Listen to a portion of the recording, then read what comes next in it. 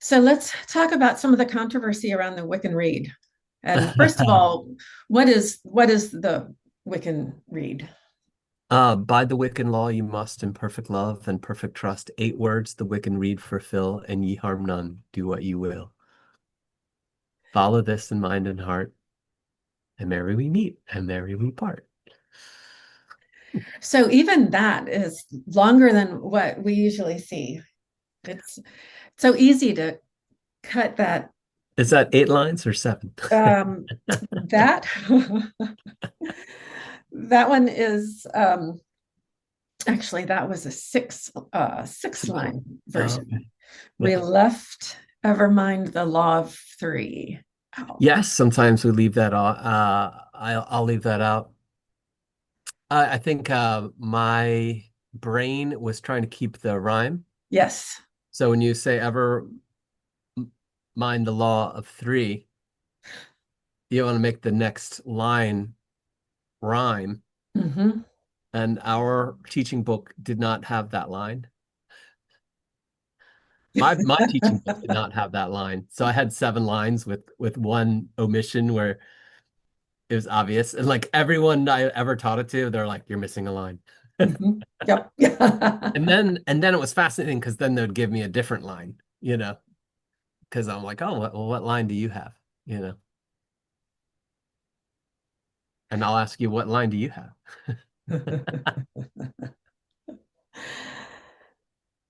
So yeah, I noticed the same thing. And then so much in our tradition depends on rhyming Yes, for to help us remember it and dating back to a time when everything was, as you said, yes, oral tradition. yes. So now um, it looks like it's often distilled just down to and you harm none, do what you will.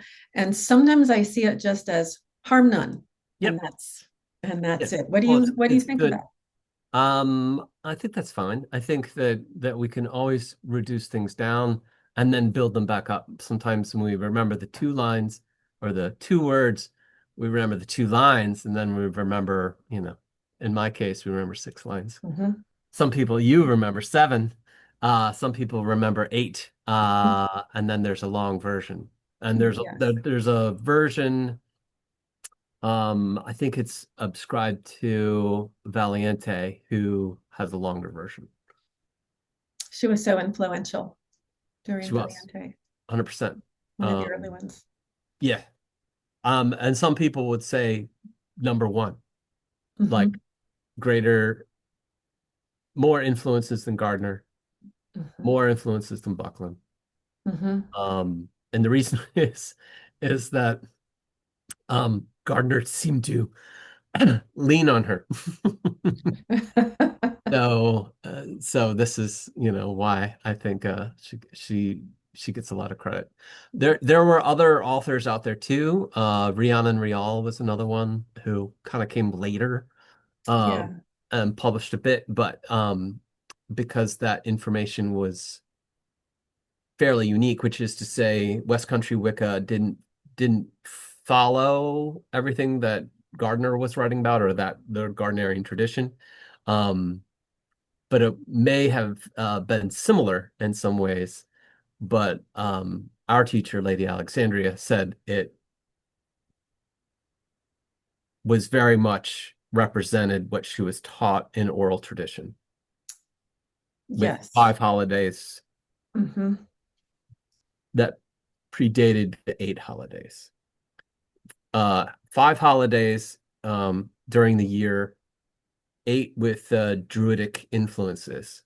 So in the Druidic influences, the Druids came into power. I forgive me if I don't remember the year exactly, but in before Christ, Hmm. but after Stonehenge. Hmm. So the Druids came in and found Stonehenge or adopted the use of the Stonehenge, but they didn't actually build it themselves. It was the civilization or culture before them, um, which I don't think we have a record of offhand. They might have a word or a name though. Um, Pre-Druidic culture. Let's Um, go with that today. Yes. And but similar in the beliefs of the Druids, I think, where they left some permanent marks on the landscape, but they didn't leave us a written language. Mhm, So it might have been writing on birch bark and oral tradition. mhm. So, but I like the short read and the long read, and I do like the different versions that you may find out there as well. I think they each have a slightly different message. Um, Crowley, it was not harm none, do what you will. It was do what you will is the whole of the law. But Mhm. there was actually more to it than that, and people Yeah. shorten it to do it thy will, Yes. which which And I understand it, which is to say, don't fear the lessons of karma you are yet to experience. good advice. Good advice. Well, you And have to make mistakes, Crowley, I don't think,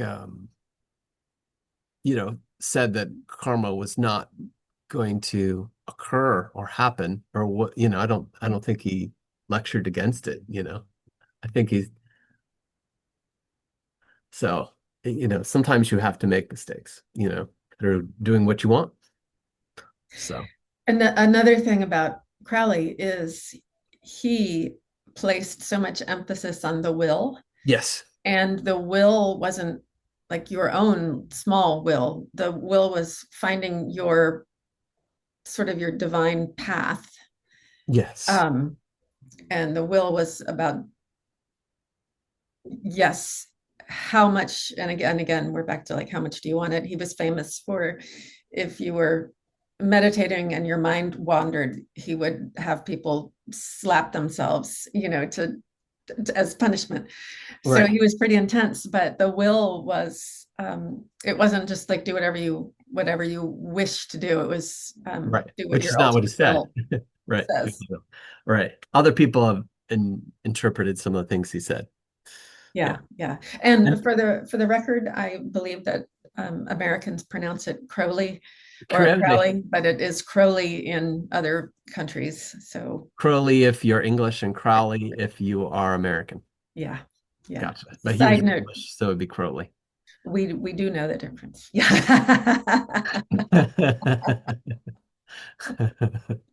Yeah.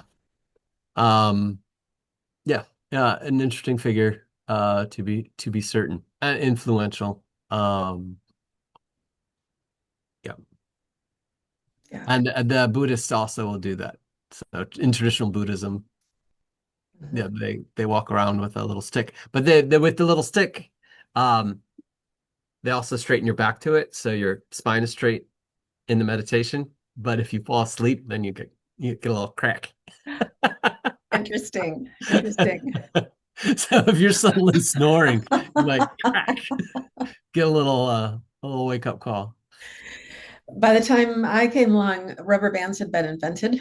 Oh yeah. Yeah. So we had rubber bands around our wrists. Oh yeah. Yeah. I don't know, you probably did that too. I think we did a little bit of that. The rubber bands around the wrist generally, with me growing up, were people that were trying to quit smoking. So they would pull the rubber band and smack their wrist whenever they wanted to. Ouch. Yeah. So yeah. But karma, I would say, is present in our teachings. So that's certainly an aspect there. And I would say that underlines everything that we do. I don't know that uh, karma is as appreciated in other traditions. Mhm. So I would say that's the differentiation. And I know that Wicca, as opposed to witchcraft, is a differentiation that was I think coined in the 70s. Some people will push it back a little bit further, but um, modern rather than ancient. Um, and I think that was to set it aside. And I think there was a desire to teach traditional witchcraft that they brought under the moniker of Wicca. Mhm.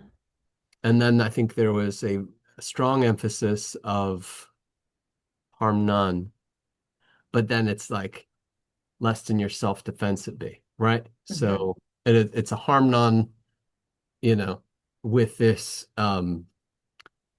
I don't want to say escape clause, but I've said escape clause in the past, but without this consideration that harm none includes yourself, so you would not want yourself to come to harm, so you can protect yourself, which is what, you know, Buddhists would do as well. So Mhm. people that are very concerned about their karma. People go to extremes, so they're different levels, and as long as you're having the conversation, I think it's probably a good thing. But some people will not kill a spider in their house, and some people will, and Mhm. some people see their space and they want to protect themselves. They don't want themselves to come to harm. Some people leave the spiders because the spiders eat the bugs that are actually the problem. Um, Not to say spiders can't be a problem, but spiders, will eat mosquitoes and they'll eat other vermin as well. So, you know, Yeah. Beneficial, yeah, beneficial. yeah, yeah. So, and most differentiations of witchcraft and Wicca have come down to the Rede and philosophy of harm none. Um, but w witchcraft still has it may or may not have this edict of harm none, but it still has the law of three. So it still has karma. So it still is like, and the thing to keep in mind with karma is you're going to accrue karma no matter what. You are going to accrue karma, good karma, bad karma. And karma is a lesson. So it is supposed to be a lesson that brings us back to center. We're not on an extreme, with one side or another. That karma comes back to bring us to harmony. Um, and you know, maybe nowadays that's important. Um, so you can be too kind, and if you are saving people from the lesson that they need to learn, then you could be doing sort of a greater harm. So sometimes it's good to intervene and save somebody from harm, but sometimes, you know, it's okay for someone to learn a lesson. And hopefully they learn a lesson like in an easy way. Some people have to learn the hard way. Some people have to smash their head on the wall several times. So to each their own. To each Um, their own. And I think one of the telltale signs is if the same thing keeps happening yes. over and over, it's Yeah. time to step back and take a look and say, why does this No. same thing, Yeah. often the common denominator is me if something is happening, like, Why wait, do I keep dating these terrible people? Wait a minute. wait a minute. What is the common factor? Yeah, yeah. So I think that is sometimes we have to open our eyes and pay attention, Yeah. or make sure that our eyes are open to, and have enough humility to accept that, oh wait, Yeah. the common denominator is me. It's Yeah. And I accept it and will learn right. from it. Yeah. And there's a common prayer where it's like, you want the wisdom to know where you can affect change, you can control yourself, man or woman in control of her universe, Mhm. um, but not the universe. Not I can't control that other person's universe. They are responsible for their own universe, their own world, you know. So and I don't want to say regardless, but it is important to know that we're here to learn lessons in life. We're not here to be observers so much. You know what I mean? I mean, yes, it's good to observe, but you have to live life and you have to make mistakes. Yeah. Um, and repeatedly, I'll see, messages that without making mistakes, you don't actually get better. You are required to make mistakes in order to become a master. In order to become good at something, you have to make a number of mistakes. And maybe the number of mistakes you make is like maybe it's 100, maybe it's 10,000, depending on the craft or the skill, that you're hoping to acquire. But you have to make those mistakes in order to learn, in order to to move on and become better. One of my favorite sort of phrases to live by is, you know, my goal is to make new and different mistakes. I'll, if I make the same mistake over and over, then I have to take a look at that. But if I'm making new and different mistakes, it means that I'm trying new things and going new Yeah. directions and learning Yes. Yeah. That used to be a saying we would say every now and then to each other. Why don't you make some new mistakes from new mistakes. Yes. instead of making old mistakes, why don't you make new mistakes this New time? mistakes. Yeah. But that's part of why we're here.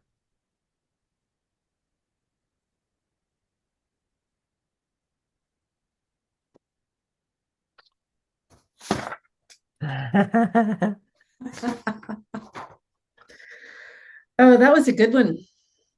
Yep. Not too bad. I might just, I wonder, I bet I can, You could stop recording now and then you can start again. yeah. Yeah, I think I'll do that. And I might actually be able to just stick that up there tonight as is Yep. recording.